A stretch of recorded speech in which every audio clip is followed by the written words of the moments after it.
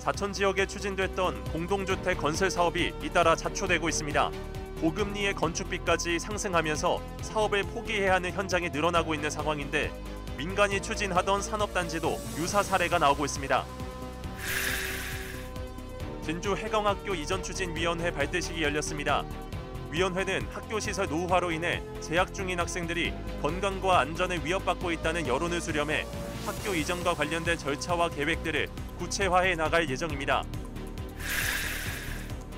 남해군이 죽방령 어업을 세계 중요 농업유산에 등재하기 위한 작업을 진행 중입니다. 대륙별 자문기구 위원들이 연이어 교체되면서 당초 3월로 잡혀있던 현장 심사가 10월로 미뤄졌는데 군은 늦어도 내년 상반기 등재 여부가 결정될 것으로 전망하고 있습니다. 지난 21일 사천의 한 항공기 부품 제조 공장에서 폭발 사고가 발생해 작업자 1명이 숨졌습니다. 지난 주말 경남 전역에 내린 폭우로 인해 발생한 피해 복구 작업이 곳곳에서 진행되고 있습니다. 극심했던 무더위가 한풀 꺾였습니다. 일교차가 10도 안팎인 날들이 이어질 것으로 보이는데 호흡기 질환과 식중독 예방 등 환절기 건강관리에 각별한 주의가 필요해진 시기입니다. 시청자 여러분 안녕하십니까? SCS 뉴스인타임 시작합니다. 사천 지역에 추진됐던 공동주택이 수년째 진척이 없자 최근 사업이 취소됐습니다. 고금리의 건축비까지 상승하면서 사업을 포기해야 하는 현장이 늘어날 전망입니다. 민간이 추진하던 산업단지에서도 착공도 못한 채 이와 비슷한 사례가 나오고 있습니다. 보도에 강진성 기자입니다. 사천시 정동면 예수리의 한 농경지입니다. 인근에는 대규모 아파트 단지와 체육공원이 자리 잡고 있습니다. 뒤쪽에 있는 야산은 7년 전 아파트 건설 사업을 인가받은 곳입니다. 하지만 장기간 후속 절차가 없자 최근 사업 승인이 취소됐습니다. 2017년 승인된 사업은 660세대의 아파트입니다. 사천시는 두 차례나 취소 기한을 연기해줬지만 더 이상 추진이 어렵다고 판단해 이달 초 취소 처분을 내렸습니다. 주택건설 사업계획 승인을 받고 5년 이내에 공사를 착수를 해야 되는데 그 당시 주택건설 경기도 좀 악화되고 또 미분양 주택도 좀 증가를 하고 있어서 기한 내에 착수를 못하게 되었습니다. 그래서 저희들이 정문을 실시해서 기회를 줬는데도 불구하고 기한 내에 착수를 못하게 돼서 부득이하게. 비슷한 처지의 사업장은 또 있습니다. 정동면 행정복지센터 인근의 아파트 사업 예정지 역시 7년 전에 승인을 받았지만 착수 움직임이 없습니다. 이곳에 승인받은 2개 단지 500여 세대는 오는 10월까지 별다른 통보가 없을 경우 취소 절차에 들어갈 예정입니다. 산업단지 역시 착공도 못하고 무산되고 있습니다.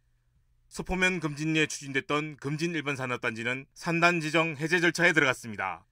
앞서 민간 사업자는 지난 2015년 사업 승인을 받았지만 사업 시행 기한을 넘겨 2019년에 취소됐습니다. 이후 각종 민원이 제기되자 사천시는 사업 지정 9년 만에 토지 용도를 이전으로 되돌리는 행정 절차를 진행 중입니다. 장기간 방치되어 있던 산업단지에 대해서 개인들의 재산권 제한 문제라든지 이런 민원들도 발생한 부분이 있어서 그리고 저희가 지정 해제를 검토하게 된 겁니다. 주택가 산업단지 건설이 이딴 취소 절차에 들어간 건 영세사업자가 경기 악화란 파고를 넘지 못한 것이 가장 큰 원인으로 꼽히고 있습니다. SCS 강진성입니다. 지어진 지 40년이 넘어 교육 환경이 열악하다는 평가가 이어져 온 진주 해광학교. 특히 내년부터는 고교 학점제 등이 시행되며 여유 공간 확보가 무엇보다 중요한데요. 더 이상 개선이나 증축도 힘들어지자 학교 이전을 위한 이전추진위원회가 발족했습니다. 일부 학급을 옛 갈전초 부지로 이전하는 방안도 검토되고 있습니다. 보도에 김상엽 기자입니다. 서부 경남 최초로 중증장애 학생을 위해 설립된 특수학교인 진주 해광학교. 문산읍에 위치한 현 교사는 지난 1982년 준공해 지은 지 40년이 넘은 노후 학교입니다. 9개 학급으로 시작했지만 현재는 초중고교와 직업학교인 전공과정을 포함해 44학급 230여 명의 장애 학생들이 재학 중입니다. 지난 14년간 증축을 계속해왔지만 특수교육 대상자가 늘어나는 속도를 따라잡지 못하는 상황. 특수교육 대상 학생들은 지금 계속적으로 특수학교로 지금 들어오고 있습니다. 늘어나고 있습니다. 특수학교로 들어오는 것뿐만 아니고 일반 학교에도 지금 늘어나고 있습니다. 전체적으로 아마 이런 현상이 한 5년 정도는 갈 거라고 지금 도교육청이나 교육부에서도 지금 이렇게 예상을 지금 하고 있습니다. 그런데 지금 교실이 없습니다. 특별실 등의 특수학교 필수 시설도 부족한 지경이 되자 학교를 이전해야 한다는 목소리가 커지고 있습니다. 이런 와중에 23일 진주해광학교 이전 추진위원회가 발족했습니다. 장애 학생들의 교육 환경 개선을 위해 지역 내 장애 복지단체 등 민간단체들이 모인 겁니다. 지역의 장애를 가진 아이들에게 제대로 된 교육 환경을 만들어주고자 순수하게 민간 주도로 만들어지는 단체입니다. 교육 당국과 날을 세우거나 우리의 주장을 관철하기 위해서 투쟁을 하는 단체가 아니라 지역민들과 소통하고 장애를 가진 우리 아이들의 교육 환경 개선을 위하여 특히 내년부터는 고교학점제에 더해 늘봄학교, 유보통합 등이 전면 시행됨에 따라 이동 환경과 교육 공간 확보가 무엇보다 중요한 상황. 지역 정치권에서도 해광학교 이전을 위한 고민에 동참하는 움직임이 나옵니다. 내년부터는 특히 고교 학점제라든지 늘봄학교 또 유보통합이 시행됨으로 해서 그 여유 공간이 상당히 필요한 사항입니다. 따라서 지금부터라도 저희들이 빨리 이 이전 신축, 이 여유 공간 확보에 대한 노력을 지금부터 시작해야만. 이날 발대식에서는 해광학교의 초등학교를 중고등학교 전공과정과 분리해 구갈전초 부지로 이전하는 방안도 거론됐습니다. 부지 선정 고민과 함께 예산 확보 방안에 대한 질의도 진행됐습니다. 그 부지 갔을 때에 초등학교가 분리 신축 이전을 한다고 해도 조금 차이가 좀 나는 어려운 점만 있지 않겠나. 우리 진주시의 일부 복지 예산이라든지 이런 재원이 필요하다면 여기도 충분히 협의를 통해서 좀 바람직한 방향으로 40년 걸령의 노후학교인 진주해광학교의 이전을 위해 지역 내 장애복지단체와 시민사회, 정치권도 힘을 합친 상황. 이전 추진위원회는 지역 여론 수렴과 함께 교육청 등과 학교 신축을 위한 협의를 계속한다는 방침입니다. SCS 김상엽입니다. 전통 농업 고유의 문화를 다음 세대에 계승하는 것을 목적으로 지난 2002년 창설된 세계 중요 농업유산 시스템. 우리 지역에선 2017년 하동의 전통차 농업이 선정된 바 있는데요.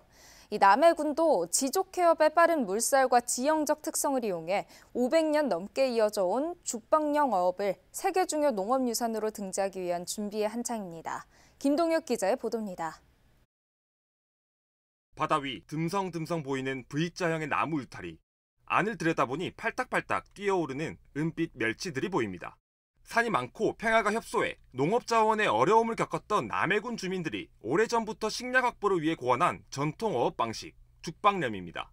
군은 죽방렴 어업의 역사성과 상징성을 세계가 보존해야 할 자원으로 육성하기 위해 지난 2021년부터 세계 중요 농업유산 등재를 추진해오고 있습니다.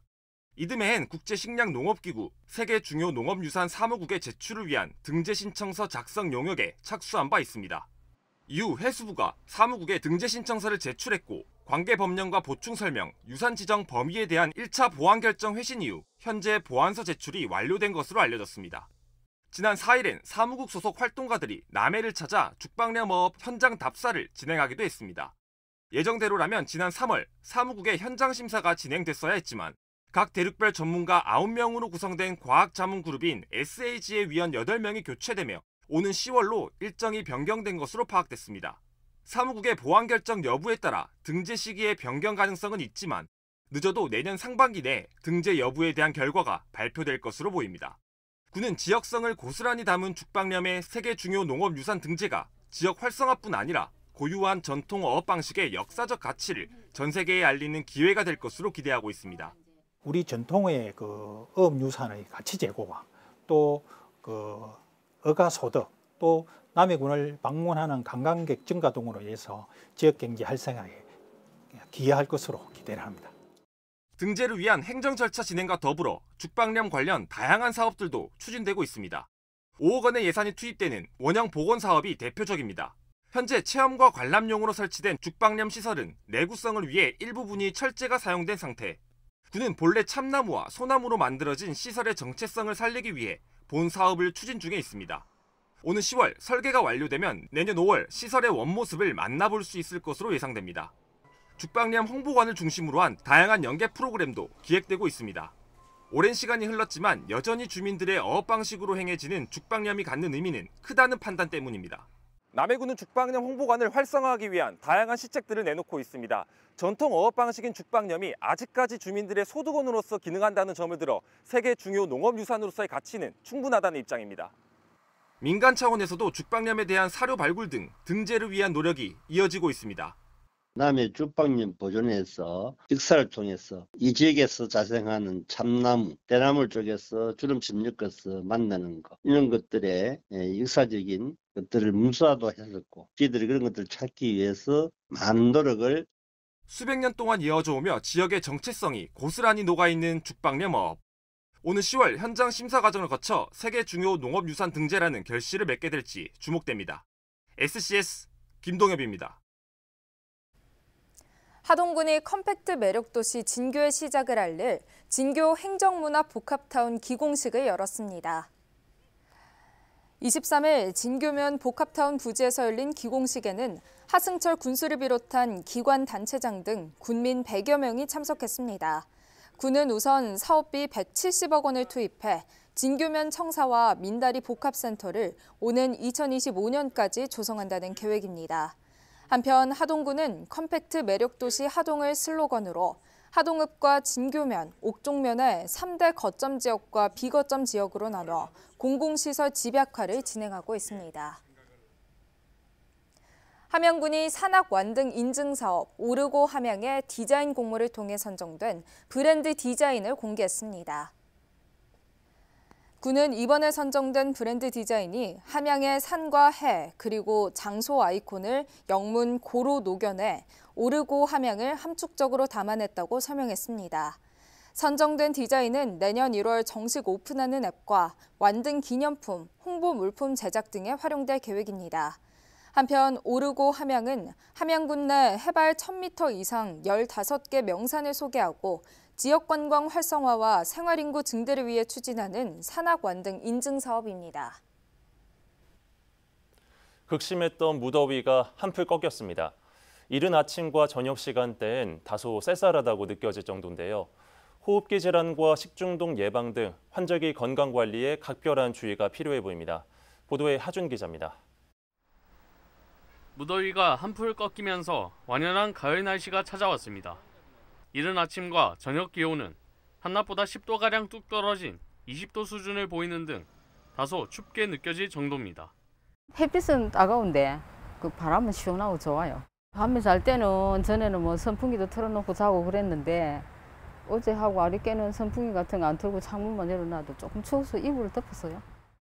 온도를 보니까 전에는 밤에 보통 25도 이래 갔는데 온도가 한 10도 정도 떨어진 것 같아.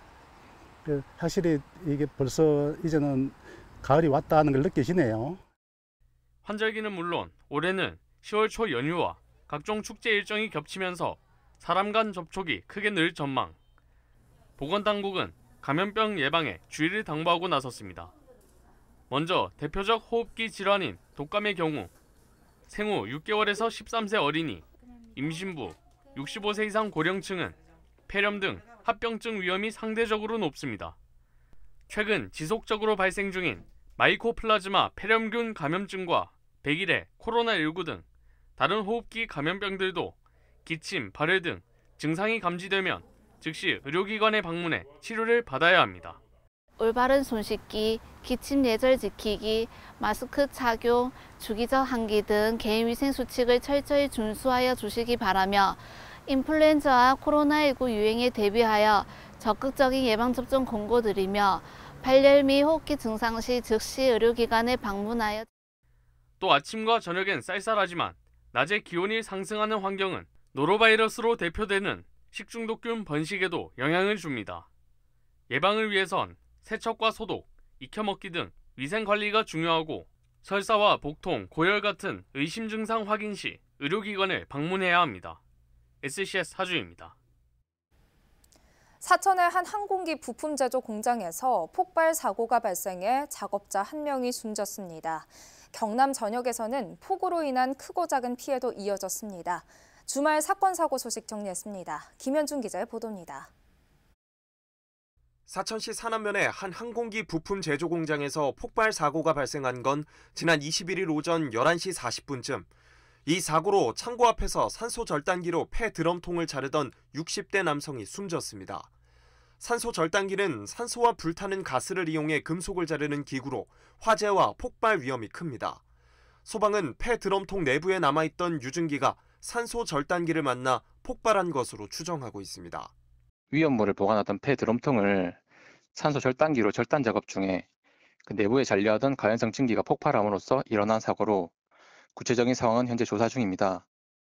지난 22일 새벽 2시 10분쯤 사천시 축동면 한 폐목재 야적장에서는 화재가 발생했습니다.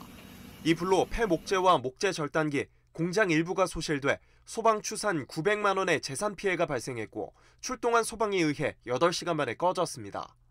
경찰과 소방은 야적장 목재에서 화재가 시작된 것으로 보고 정확한 화재 원인을 조사 중입니다. 제14호 태풍 플라산이 약화한 열대 저압부가 남해안을 통과하며 경남 전역에서는 폭우 피해도 이어졌습니다. 22일 저녁 6시 기준 인명피해는 없었지만 도로가 파손되고 주택과 상가가 침수되는 등 공공시설에서 58건, 사유시설 27건의 피해가 집계됐습니다. 또 농작물 410만여 제곱미터가 물에 잠기고 벼 290만여 제곱미터가 쓰러졌습니다. 서부 경남에서는 사천과 진주, 남해에서 각각 400mm, 300mm, 290mm가 넘는 비가 쏟아지면서 경남 평균 강우량을 상회했습니다.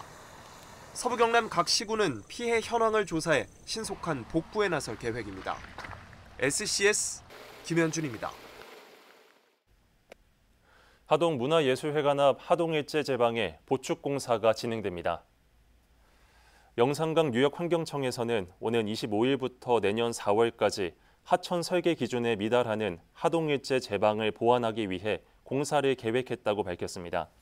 이번 공사에서는 홍수 방어벽 설치로 여유고를 높이고 재내지 침수에 대비하는 작업이 진행됩니다. 경남도가 위기관리센터 건립을 위한 연구 용역 착수 보고회를 열었습니다. 경남형 위기관리센터는 재난안전상황실과 119 종합상황실 등 여러 상황실을 통합 운영하는 것으로 정보를 실시간 공유하고 공동 대응에 나서는 시설입니다. 이번에 추진되는 용역에선 시설 건립 타당성 분석과 시설 규모 계획 등을 살피게 됩니다.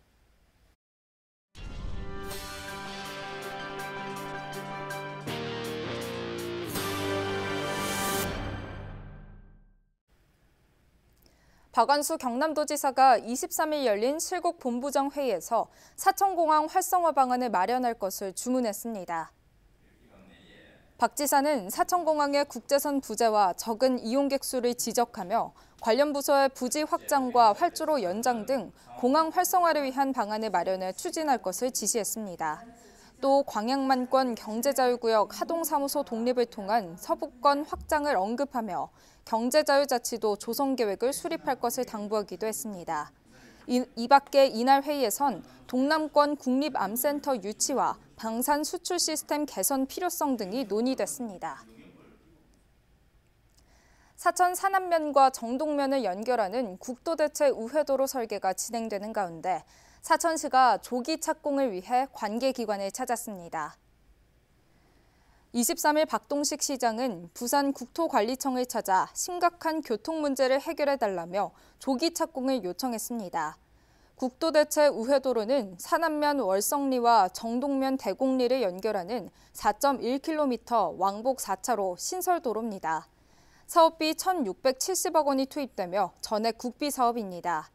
한편 사남 정동 우회도로의 2단계 사업인 사천 진주 정촌 간 국도대체 우회도로 사업은 내년 하반기 예비 타당성 결과가 발표될 예정입니다. 우주항공청과 미국 나사가 우주항공 협력을 위한 공동성명서를 채택했습니다. 지난 19일 윤영빈 청장은 미국 워싱턴 DC에 위치한 미 항공우주청 나사 본부에서 빌 넬슨 청장과 공동성명서를 체결했습니다. 양 기관은 우주 탐사와 달 탐사를 포함해 우주항공 개발 전반에 걸쳐 협력 방안을 논의했습니다.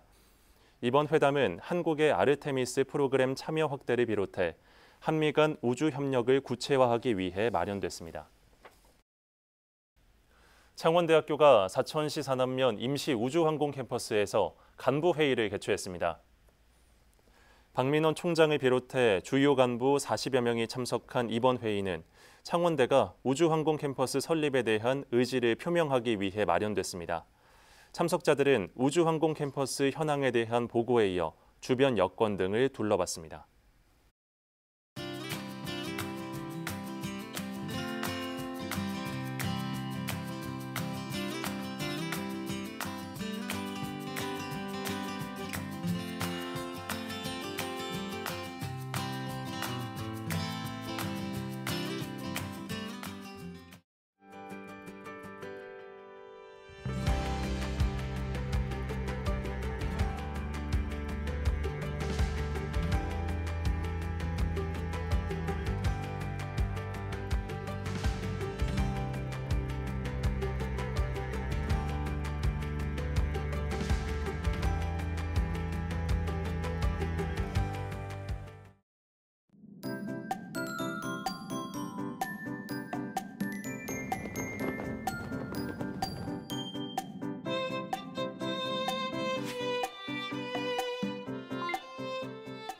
한 주간 날씨 전망부터 살펴보겠습니다.